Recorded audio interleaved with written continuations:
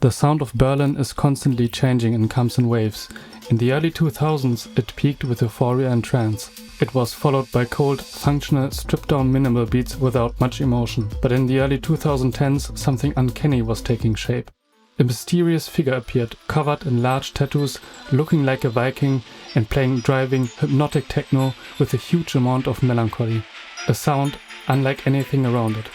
His name was Rødhåd, and with a small circle of like-minded artists, he created a label that would become one of the most quietly influential in modern techno, Dystopian.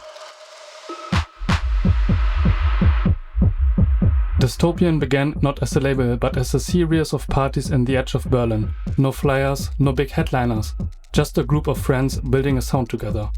The label's very first release, Rødhåd's 1984 EP, wasn't just a catalog number, it was a signal, a statement. 1984 references more than just his birth year. It points directly to George Orwell's dystopian novel, a vision of authoritarian control, surveillance and the erasure of truth, a world where history is rewritten, language is manipulated and emotion is repressed. Even a track titles not to this universe. One is called Newspeak, named after the official language in Orwell's novel, a vocabulary designed to limit humans' thought.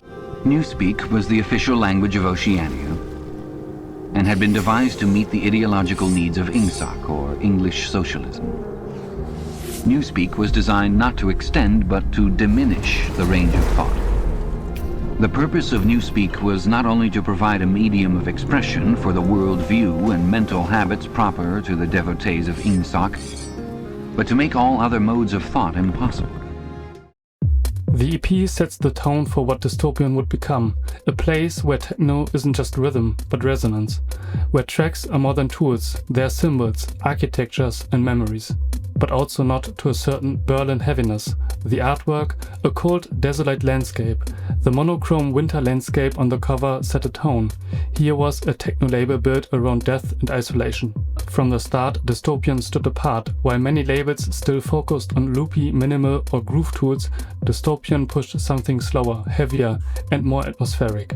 The tight-knit team of founders treated the label like a second family, pooling ideas and support. They kept it in the family. We were just 3 guys when we started. It was me and two friends of mine. We started the label a little bit later, so we started the parties in 2009 and the label in 2012. So we have 2 years now the label. We have like more artists than when we started. We are like almost 10 artists now. We have also like a small agency for our artists, and we do the booking by ourselves, so it's like a small company. Early releases came from Rødhåd himself and friends like Recondite, Alex Doe, Distant Echoes and Real. I think the biggest impact for me was when I met Rødhåd first, and we teamed up for Dystopian, and I think also going out at Berghain, for example, was really important also for my musical education. As Rødhåd said, the aim was to release music that fit their shared dystopic vision, dark, intense, but deeply melodic.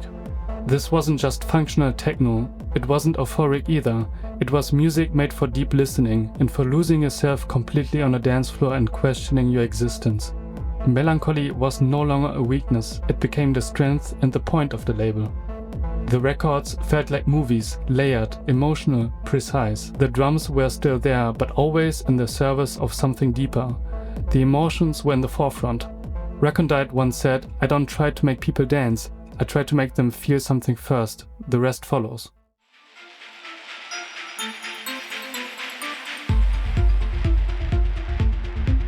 In 2014, Recondite's Cleric was a turning point for the label. Late at closing sets at Berghain, drifted through YouTube comment sections, whispered from headphones at 3 AM in the morning, a fragile melody over restrained percussions, a kind of techno prayer, full of longing without resolution. It was one of the first tracks from the label that reached well beyond Berlin.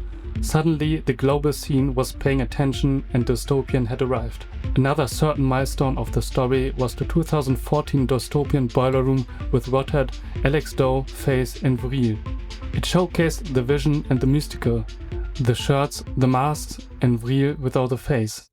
And coming up next, closing this behemoth of a session is Dystopian's very own Alex Doe.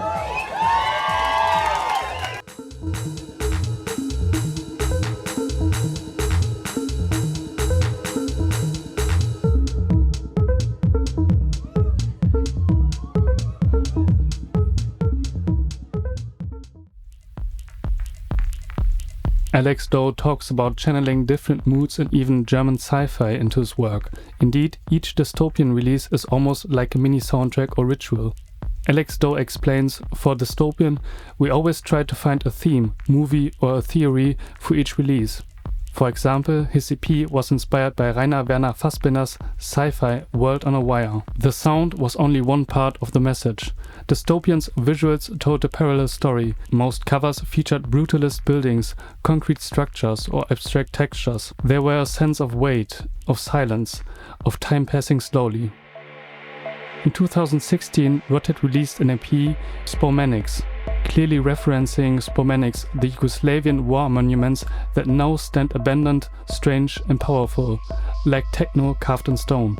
Rødhåd never offered much commentary on the EP, but the reference was clear in the title and in the music. Each track feels like a structure, built, not composed, minimal but monumental, unadorned, cold, echoing.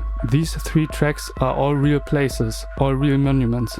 It was an aesthetic of resistance, memory and shadow, and it made the records feel timeless. Architecture has been a key element of the label, but not without a reason. Rødhåd studied architecture and worked as a draftsman before he turned fully to music, and he's openly influenced by monumental design. He describes his creative process as architectural. When I was drawing, I was trying to add on the paper more details and layers.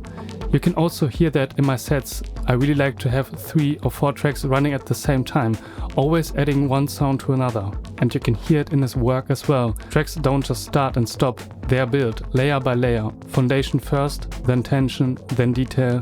In that sense, a Dystopian set isn't a playlist, it's a structure. Even the label's catalog reflects its mindset. Dystopian 13 doesn't exist, it jumps directly from 12 to 14. There's no official statement from Rødhåd or the label, but silent itself is part of the message. This omission mirrors a long-standing architectural tradition. Many high-rise buildings around the world skip the 13th floor on their elevators, not because it doesn't exist physically, but the number is culturally loaded. In Western superstition, 13 is seen as unlucky, disruptive, out of sync. For Dystopian, a label that has always been about structure, control, and subtle disturbance, the omission becomes more than just a quirk. It becomes part of the label's mythmaking. Mythmaking has been an integral part. Everything fit together. Black-white aesthetics for the longest time of the label, brutalist themes and artist identities were kept vague. Vril, for example, never showed his face. No press shoots, no interviews, just music. This consistency wasn't accidental. It created a framework that felt unified, deliberate, almost ritualistic. For over a decade, Dystopian defined a mood that had been missing from techno, a sense of death, of solitude, of serious beauty. In 2023, the label shut down. No farewell release, no farewell party. After Dystopian shut down, Rødhåd didn't stop. He continued developing his sound, moving beyond the strict framework of the label. I'm concentrating on the new label I started. It's called WSNWG, Yes. if I'm not mistaken. Yes. And can you tell us a little bit more about that label? Because it's a little bit different than the Dystopian, It's right? a little bit different. Yeah, the main idea was like to create like a label for collaborations. Actually, I was inspired by Store by Speedy J. Yeah. When I was there in 2016, we recorded stuff. When I built my new studio, actually also that year, I made everything that it's easy to work with other people together. The project with Vril, it's called Out of Place Artifacts, which is more like electronica and experimental stuff. Thank you so much for your Thank time, you. Mike. Yeah. I hope you enjoy. Yes. Break it down and Thank you. see Thank you on you the very dance much. floor.